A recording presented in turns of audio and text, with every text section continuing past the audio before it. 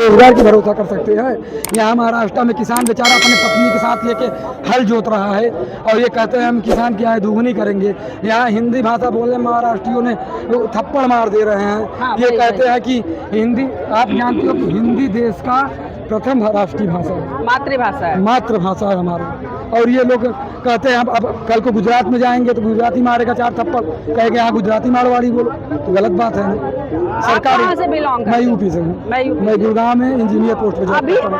Okay, हाँ बढ़ रहा है लेकिन बढ़ना नहीं चाहिए, बढ़ना नहीं चाहिए, गलत है, ये गलत है। हिंदी हमारी एक ऐसी सब भाषा है कि हम भारत के 28 स्टेट में कहीं भी बोल सकते हैं, बिल्कुल कहीं भी बोल सकते हैं, किसी भी शब्दों में बोल सकते हैं, अपनी हिंदी शब्द में किसी से भी बात कर सकते हैं, बिल्कुल। लेकिन अब हम अगर हम महाराष्ट्र नहीं जानते, महाराष्ट्र अब जैसे मैं गुड़गांव में जॉब करता हूँ, अब हमें हरियाणवी नहीं बात आती है तो मैं वहाँ रह के पहले हरियाणवी सीखूँ, फिर हरियाणवी का कोचिंग करूँ, तो फिर ये गलत है। अब हमें गवर्नमेंट पॉलिटेक्निक इंजीनियर पोस्ट कार्यरत हूँ, अगर उसमें अब इंजीनियर पोस्ट इतना बड़ा अलग यहाँ डिप्लोमा किया हूँ, अब फिर इनसे हम जाके वहाँ हरियाणवी लैंग्वेज सुनूँ, फिर कल के हम पोस्टिंग अपना कराएं कहीं और इंटरव्यू में क्वालिफाइड हो जाए, पुणे हो जाए, फिर वहाँ महाराष्ट्र, फिर मेरा गुजरात वडोदरा हो जाए। में अभी ये सीन चल रहा है कि जब आप वहाँ हो तो आपको महाराष्ट्र बोली जो है आना जरूरी है, अगर नहीं आ रही है तो वहाँ रहने वालों के लिए काफी समस्या पैदा हो रही है। समस्या पर ये तो गलत हो रहा है ना,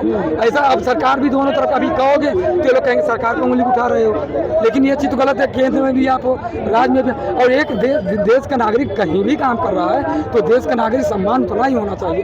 और मगर रही बात महाराष्ट्र को, चाहे दिल्ली की हो या कहीं भी जहाँ भी कंट्री है, अगर वहाँ अगर यूपी बिहार के लोग अगर जा रहे हैं तो उनका एक आर्थिक स्थिति मजबूत हो रहा है, वो आर्थिक स्थिति मजबूत हम लोग कर रहे हैं कहीं कर। अब ये लोग अगर ऐसे करेंगे फिर हमको, ये तो हमारे साथ गलत सीधा अपराध हो रहा है, इस पर सरकार को एक्शन लेना चाहिए ना। एक चीज और पूछूंगी, जो कहीं के भी माता पिता हो, मैं ये नहीं कहूंगी प्रॉपर दिल्ली के, इंग्लिश स्कूल में, प्राइवेट स्कूल में पढ़ाना प्रेफर करते हैं क्योंकि उन्हें पता है यहाँ हमारा बच्चा रहेगा तो इंग्लिश में भी बोलेगा, इंग्लिश सीखेगा।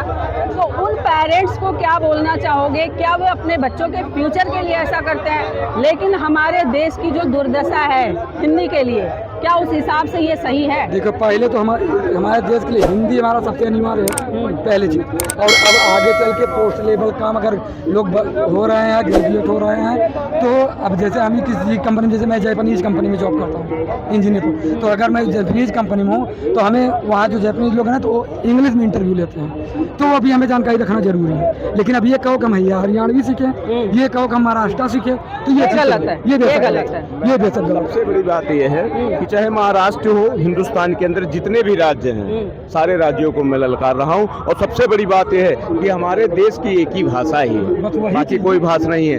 भाषा क्या है मालूम है आपको? हिंदी भाषा को हम बेहिचक बोल सकते हैं। सबसे बड़ी भाषा वो है जनगण मंगलदायक जो है भारत भाग्य विधाता, पंजाब सिंध गुजरात मराठा द्राविड़ उच्चगल बंगा, हिंद हिमाचल यमुना गंगा उज्ज्वल जल तिरंगा। हमारे देश में एक ही भाषा है जो हमारी राष्ट्रभाषा है। ताकि हम किसी को भाषा नहीं जानते, अगर राज ठाकरे यूपी या बिहार भैया को अगर टच करोगे तो मिट्टी में मिला देंगे, क्योंकि राज ठाकरे हो या हिंदुस्तान के अंदर कोई भी हो, सबका कौन है? अब्बू जान वहां बैठा हुआ है उत्तर प्रदेश में, योगी आदित्यनाथ, मिट्टी में मिला देगा 100%, क्योंकि अगर उत्तर प्रदेश और मेरे बिहार के भैया को कोई आंख दिखाएगा। लेकिन अभी सर कांवड़ यात्रा शुरू हो रही है और उसमें ये भी होता है कि उस कांवड़ यात्रा में जितने भी दुकानदार होते हैं, हिंदू मुसलमान देख करके मुसलमानों की दुकान को हटाया जाएगा, क्या बोलेंगे उस पर? देखिए मैडम, ठीक हमने समझ गए। नहीं, ऐसा है कि मैं अपने बाप को ही बाप कहूंगा, दूसरे के बाप को तो मैं कतई नहीं कह सकता। उसको तो जानूंगा भी नहीं, मैं क्या जानता हूँ भाई, या तो जो दोगला हो वो पूछ ले पप्पू से, बाकी मैं किसी को नहीं जानता। सबसे बड़ी बात मैडम, यहाँ से 100 मीटर दूरी पर आज 1 साल पहले यही योगी आदित्यनाथ जी ने उत्तर प्रदेश से ललकारा था नेम प्लेट के बारे में, ठीक है ना? अगर नेम प्लेट, अगर मैं ब्राह्मण हूँ तो मैं पंडित ही लिखूंगा, पंडित भोजनालय ना भरोसा हो, श्याम ढाबा यही पुरानी दिल्ली रेलवे स्टेशन के आप आगे देख लीजिए, और यहीं आप अनवर की दुकान गुरुद्वारे के जस्ट सामने है। साल भर पहले जब योगी आदित्यनाथ ने बोला था तो किसी हमारे सिख भाई ने उसका गुरु कृपा डोसा कॉर्नर का नाम था, बोर्ड उतार दिया था। लेकिन जो उसके किस्मत में है उसको कोई नहीं छीन सकता, चाहे वो मुसलमान हो चाहे हमारा सनातन धर्म क्यों ना हो, जो सच्चाई है मैडम। लेकिन हम तो ये जानते हैं, चाहे वो मेरा मुस्लिम भाई हो, चाहे सिख भाई हो, चाहे क्रिश्चियन भाई हो, हम अपने बाप को ही बाप बनाएंगे। और सबसे बड़ी बात कि अगर दुकान पर मैं अपना नेम प्लेट नहीं तो क्या मैं भैया पड़ोसी का लगाऊंगा, कल को कह दे मेरा है।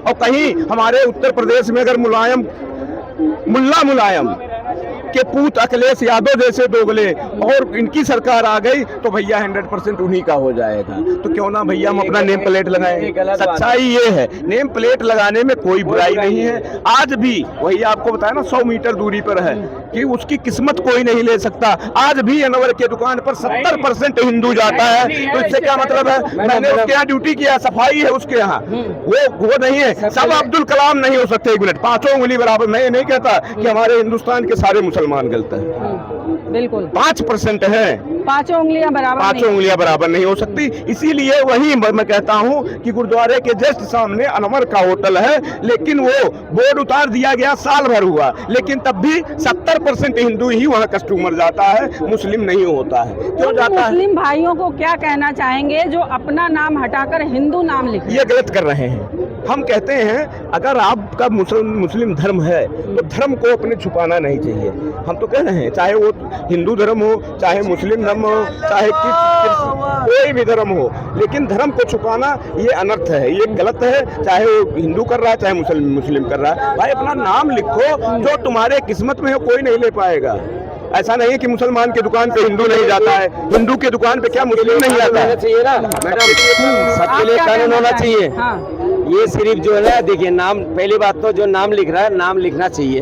मैं तो कह रहा पूरी खानदान का नाम लिखो, बेशक लिखो, कोई दिक्कत नहीं है। मोबाइल नंबर भी लिखो, अगर दुकान बंद भी रहेगा कम से कम कस्टमर फोन करके बोल तो सकता है ना, भाई आ जाओ दुकान खोल लो। भाई इज्जत से नाम लिखो, क्या दिक्कत है? मेरे बच्चों को अगर मैं स्कूल में भर्ती करता हूँ, बच्चे का नाम नहीं लिखते हम, हमारा नाम भी लिखा जाता है, एड्रेस भी लिखा जाता है सर, मैडम एड्रेस भी लिखा जाता है। नाम छुपा के जो कारोबार करता है सरासर गलत है। अगर मैं मुस्लिम समाज किससे भी कह रहा हूँ, अगर मेरा मुसलमान भाई भी अगर दुकान खोल रखे हो, मुस्लिम दुकान है, अगर हिंदू का नाम ले रखे हो, सबसे पहले बोर्ड उतार के अपना नाम लिखो, अपने पापा का नाम लिखो, बेटा का नाम लिखो, बेटी का नाम लिखो, पूरी खानदान का नाम लिखो, कोई दिक्कत नहीं है। अपना धर्म मत छुपाओ। हाँ, अरे मैडम, हमारा धर्म के अंदर धोखा देना भी तो बहुत बड़ा गुनाह है। बिल्कुल।